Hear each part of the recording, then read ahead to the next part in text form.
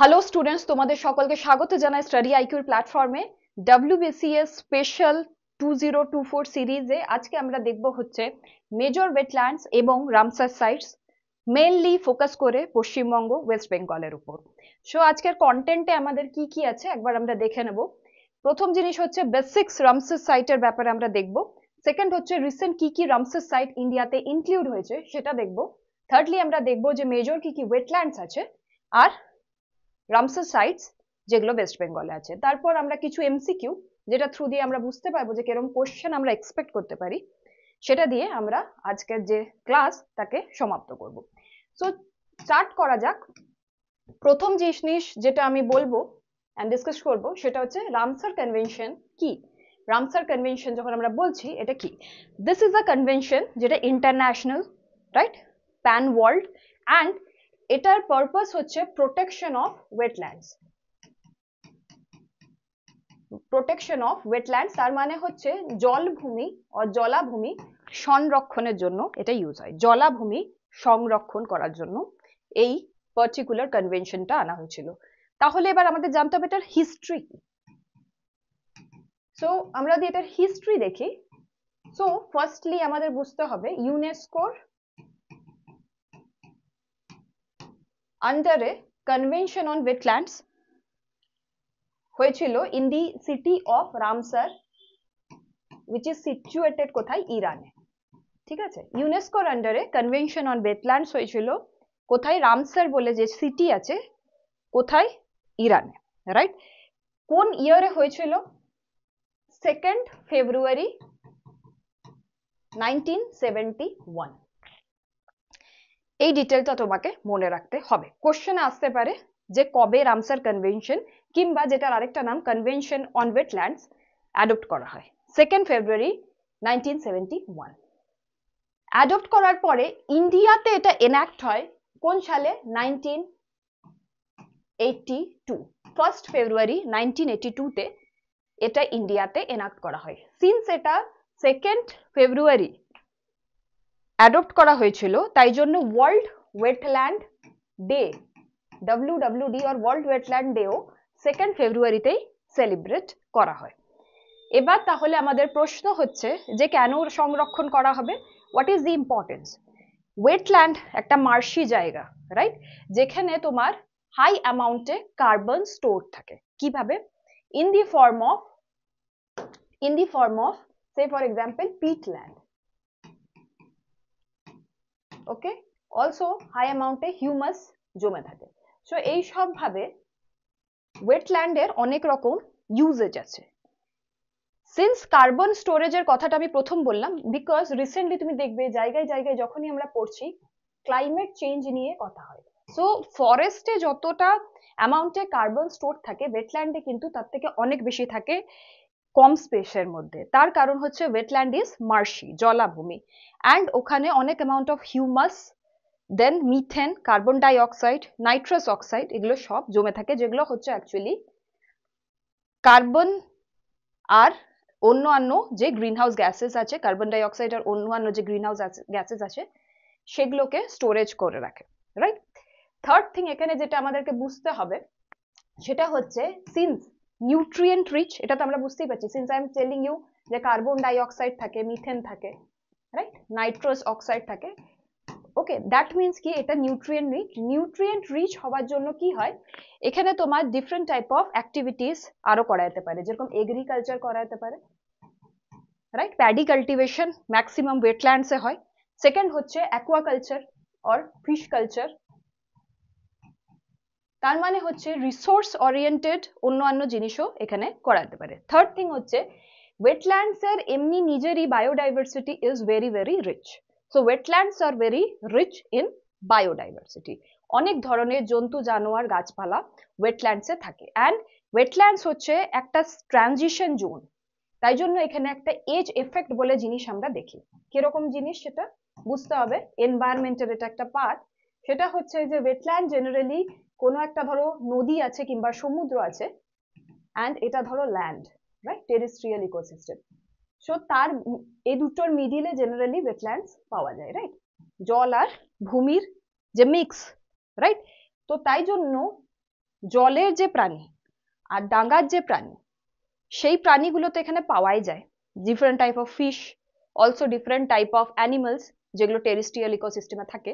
তাছাড়াও due to the edge effect, যে এটা একটা এজ দুটো পার্টিকুলার ইকোসিস্টেমের, এখানে নিজস্ব কিছু ডিফারেন্ট টাইপের জানোয়ার পাওয়া যায় যেগুলো হয়তো এই দুটো জায়গায় পাওয়া যায় না, আর হতে পারে যে সেই পার্টিকুলার জানোয়ারগুলো এখানেই কিন্তু এন্ডেমিক। থার্ড থিং হচ্ছে যে ওয়েটল্যান্ডে যে জন্তু জানোয়াররা থাকে তারা কিন্তু একটা ফ্র্যাগাইল জোনে থাকে, কারণ ওয়েটল্যান্ড ডিগ্রেড হওয়ার চান্সেস খুব high because of pollution, because of over use, এইসব কারণের জন্য। এবার ওয়েটল্যান্ডে যখন আমি তোমাকে বলছি যে এজ এফেক্ট দেখা যায়, এখানে আরেকটা জিনিস খুব ইম্পর্টেন্ট, ওয়েটল্যান্ডে মোস্ট অফ দি ওয়েটল্যান্ডসে বার্ডস আর ভেরি কমন। আর রামসার কনভেনশনে এটা একটা ইম্পর্টেন্ট ফ্যাক্টর। কি ফ্যাক্টর? দেখো, কোনো একটা ওয়েটল্যান্ডকে তুমি তো রামসার কনভেনশনে আনতে পারবে না। রামসার কনভেনশনে আনার জন্য 9টা ক্রাইটেরিয়া আছে, 9 criterias. We don't need to go deep into that, but তোমাকে এটা মনে রাখতে হবে যে একটা তার পার্টিকুলার জিনিস হচ্ছে যে বার্ডস এর কনজারভেশন অ্যান্ড স্পেশালি ওয়াটারফাউলস। ওয়াটারফাউলস হচ্ছে স্পেসিফিক টাইপ অফ বার্ডস যারা তোমার ওয়েটল্যান্ডসেই থাকে। ওকে, ওয়েটল্যান্ডস যদি ডিগ্রেড হয়ে যায় এরা কিন্তু ওয়াইপ আউট হয়ে যেতে পারে। তো এটা হচ্ছে রামসার কনভেনশনের ব্যাপারে। 1971 সালে রামসার সিটিতে ইরানে এসেছে and part of UNESCO. India adopt করে এনাক্ট করে 1982-তে 2nd ফেব্রুয়ারি, 1982-তে 1st ফেব্রুয়ারি সরি, আর 2nd ফেব্রুয়ারিতে since it was adopted in 1971, তাই জন্য ওয়ার্ল্ড ওয়েটল্যান্ড ডেও 2nd ফেব্রুয়ারিতেই সেলিব্রেট হয়। কিন্তু ইন্ডিয়াতে এনাক্ট হয়েছে 1982-তে 1st ফেব্রুয়ারি। এই দুটো জিনিস মনে রাখবে। Okay, fine. So how many Ramsar sites are there in India? এই বছর ওয়ার্ল্ড ওয়েটল্যান্ড ডে, যেটা আমি বললাম 2nd ফেব্রুয়ারিতে সেলিব্রেট হয়, সেদিনকে আরো 5টা ওয়েটল্যান্ড ইনক্লুড হয়েছে। এর আগে 75 ছিল। রাইট নাও ইন্ডিয়াতে 80টা ওয়েটল্যান্ডস আছে। ওকে, 80টা ওয়েটল্যান্ডস আছে। তার মধ্যে থেকে সবথেকে হাইয়েস্ট নাম্বার অফ ওয়েটল্যান্ডস ইন্ডিয়াতে আছে হচ্ছে তামিলনাড়ুতে। তামিলনাড়ুতে ইন্ডিয়াতে সবথেকে হাইয়েস্ট নাম্বার অফ ওয়েটল্যান্ডস আছে। Fine, so this is a fact.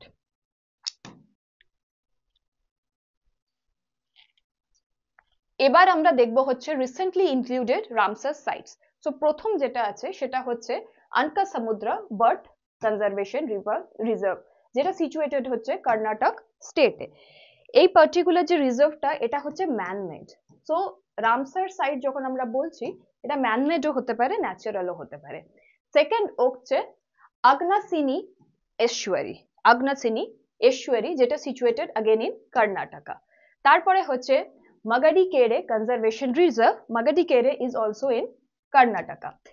Karaiveti Bird Sanctuary, এটা situated হচ্ছে তামিলনাড়ুতে, and Longwood Shola Reserve Forest, this is situated in Tamil Nadu. So 5টা যে নাম আমরা দেখছি, প্রথম 3টে হচ্ছে তোমার কর্ণাটকে, বাকি দুটো 4 আর 5 হচ্ছে তামিলনাড়ুতে। এবার এদের ব্যাপারে 2-3টে জিনিস আমি বলবো। ফার্স্ট হচ্ছে আনকাসমুদ্রা বার্ডস কনজারভেশন রিজার্ভ, যেটা আমরা শুনলাম, যেটা হচ্ছে কর্ণাটকাতে। এটা হচ্ছে ম্যানমেড, সেটা আমি তোমাকে প্রথমেই বললাম। আর এখানে 1% পপুলেশন আছে different type of waterfowls, different type of birds এর। তার মধ্যে থেকে একটা ইম্পর্টেন্ট বার্ড হচ্ছে painted stork. Okay, painted stork. আর সেকেন্ড হচ্ছে black headed ibis. Painted stork and black headed ibis. দ্বিতীয় জিনিস যেটা হচ্ছে আঘানাসিনী এশ্বরী। আঘানাসিনী এশ্বরী যেটা, এটা সিন্স এশ্বরী, এটা হচ্ছে তোমার অ্যারাবিয়ান সি তে মিশছে সেরকম একটা জায়গাতে দিস ইজ সিচুয়েটেড। এটা টাইপের একটা মোহনা। এটা হচ্ছে সিচুয়েটেড কর্ণাটকাতে। মাগাডিকেরে কনজারভেশন রিজার্ভে একটা খুব ইম্পর্টেন্ট বার্ড আছে, সেটা হচ্ছে বার হেডেড গিজ or bar-headed goose. And also Magadikere Conservation Reserve K important bird area বলা হয়, because এখানে অনেক ধরনের migratory birds এসে রুস্টিং করে, as well as আরেকটা জিনিস তোমাকে মনে রাখতে হবে, important bird area ডিক্লেয়ার করে bird life international. Bird life international declare করে হচ্ছে ইম্পর্টেন্ট বার্ড এরিয়া, তার মধ্যে মাগাডিকেরে একটা ইম্পর্টেন্ট বার্ড এরিয়া। দেন কারাইভেটি বার্ড স্যাংচুয়ারি, যেটা তামিলনাড়ুতে লোকেটেড। এটা একটা খুব ইম্পর্টেন্ট প্লেস বিকজ এটা তামিলনাড়ুর ওয়ান অফ দি লার্জেস্ট জলাভূমি। সেকেন্ড জিনিস হচ্ছে এখানে অনেক ধরনের এগ্রিকালচারাল অ্যাক্টিভিটিস তামিলনাড়ুর ফার্মার্সরা করে। অ্যান্ড লংবুট শোলা রিজার্ভ ফরেস্ট, শোলা ওয়ার্ডটা আসছে হচ্ছে তামিল একটা ওয়ার্ড থেকে, যেটার মানে হচ্ছে ট্রপিক্যাল রেন ফরেস্ট, রাইট? এই পার্টিকুলার লংবুট শোলা রিজার্ভ ফরেস্ট আন্নামালাই, তারপরে তোমার মুকুর্থি, এই যে হিলস গুলো আছে তার উপরে যেরকম একটা ওয়েদার হয় সেটার জন্য এই type of Shola reserve forest তৈরি হয়। সো লংবুট শোলা রিজার্ভ ফরেস্ট ওখানেই situated in the Nilgiri part, and এটা সিচুয়েটেড তামিলনাড়ুতে। অ্যাজ ইউ ক্যান সি এটাও একটা খুব ইম্পর্টেন্ট এরিয়া যেখানে ডিফারেন্ট টাইপ অফ বার্ডস রুস্টিং করে। সো এই সব জিনিসগুলো তোমাকে মনে রাখতে হবে। এই বার্ডের নামগুলো তোমাকে দিয়ে দিতে পারে, painted stork recently seen in news, সেটা কোন জানোয়ার, তখন তোমাকে জানতে হবে দিস ইজ আ বার্ড, কিংবা ব্ল্যাক হেডেড আইবিস, কিংবা ধরো bar headed geese or goose, right? That is the thing here. এরপরে আমরা দেখব হচ্ছে how many major wetlands are there in West Bengal. পশ্চিমবঙ্গে কটি প্রধান জলাভূমি আছে? সো প্রথম হচ্ছে আহিরন ঝিল ওয়েটল্যান্ড। আহিরন ঝিল ওয়েটল্যান্ড এটা লোকেটেড হচ্ছে তোমার মুর্শিদাবাদ ডিস্ট্রিক্টে, অ্যান্ড এখানে তোমার যে নদী এটাকে ফ্লো করে, যেটা এটা থ্রু দিয়ে ফ্লো করে, সেটা হচ্ছে তোমার ভাগীরথী। ভাগীরথী নদী আহিরন ঝিল ওয়েটল্যান্ড দিয়ে ফ্লো করে। সেকেন্ড হচ্ছে ইস্ট কলকাতা আর ইস্ট ক্যালকাটা ওয়েটল্যান্ড, এটা সিচুয়েটেড হচ্ছে তোমার ক্যালকাটাতেই। আর এটার একটা খুব ইম্পর্টেন্ট জিনিস আছে, সেটা হচ্ছে এটা রামসার সাইটও। এটার ব্যাপারে আমরা আরো আগে দেখবো, এটাকে ডিসকাস করবো আলাদাভাবে। যেগুলো মেজর ওয়েটল্যান্ড সেগুলো আগে দেখে নেব। সবগুলোই মেজর ওয়েটল্যান্ড, তার মধ্যে থেকে দুটো তোমার রামসার সাইট, বাকিগুলো শুধু মেজর ওয়েটল্যান্ড। তো ইস্ট কলকাতা, কলকাতাতেই।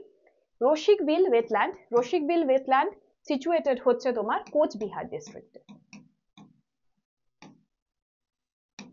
ওকে, কোচবিহার ডিস্ট্রিক্টে। তারপর হচ্ছে Santragachi wetland, Santragachi wetland situated হচ্ছে হাওড়াতে, অ্যান্ড এটাতে তোমার কোন নদী ড্রেন করে, সেটা হচ্ছে হুগলি, হুগলি নদী এটাতে ড্রেন করে। সুন্দরবন ওয়েটল্যান্ড, এটাকেও আমরা একটু ইম্পর্টেন্ট ভাবে দেখবো। এটা সাউথ 24 পরগনায় সিচুয়েটেড, আর এটাও একটি রামসার সাইট।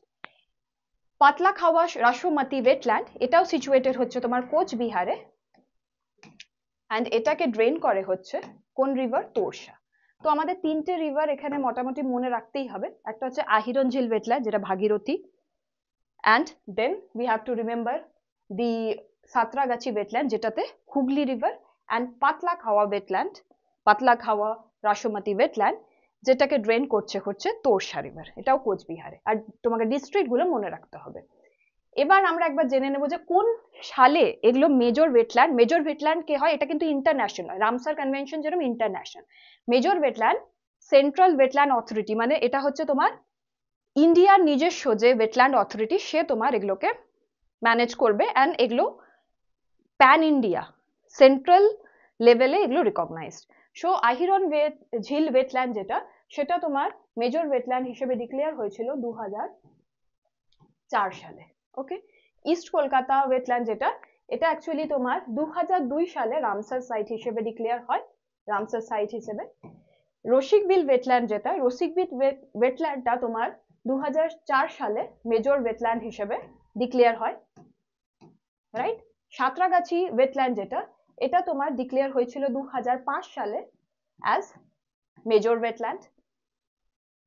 সুন্দরবন ওয়েটল্যান্ড যেটা, সুন্দরবন ওয়েটল্যান্ড